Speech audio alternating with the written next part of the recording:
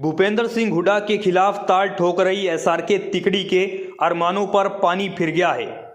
दरअसल एसआरके तिकड़ी पूरे हरियाणा में खुद को मजबूत करने के लिए और अपने साथ जन समर्थन जुटाने के लिए 15 जनवरी से हरियाणा जन संदेश यात्रा निकालने जा रही थी।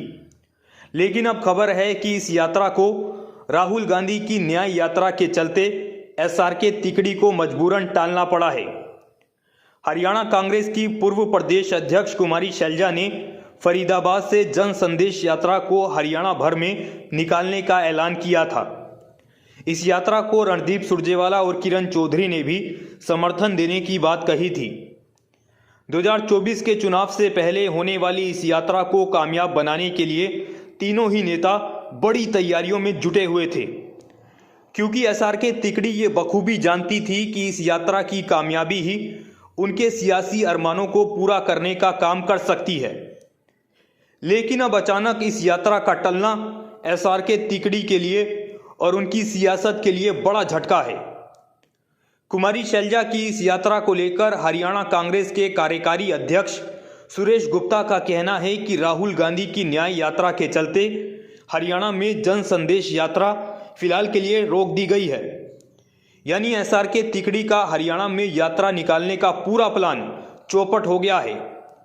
हालांकि अब ये यात्रा चुनाव से पहले शुरू हो पाएगी या नहीं हो पाएगी, इस बारे में अभी कोई जानकारी सामने नहीं आई है।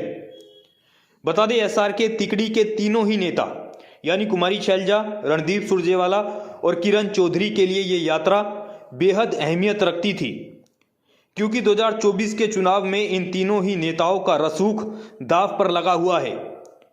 तीनों ही नेता जानते हैं कि 2024 के चुनाव में अगर हुड्डा फैमिली सत्ता में काबिज हो जाती है तो उनकी सियासत पर खतरा पैदा हो जाएगा, और इसी खतरे को देखते हुए एसआरके तिकड़ी ने प्रदेश में अपनी अलग यात्रा निकालने का ऐलान किया था, ताकि एसआरके तिकड़ी भूपेंद्र हुड्डा के सामने मजबूती के साथ खड़ी हो सके।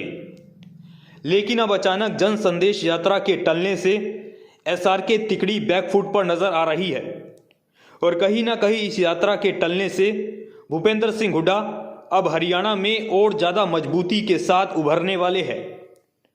फिलहाल के लिए इतना ही। ऐसी ही तमाम अपडेट्स के लिए देखते रहे न्यूज़ ब्रॉडकास्ट 24। नमस्कार।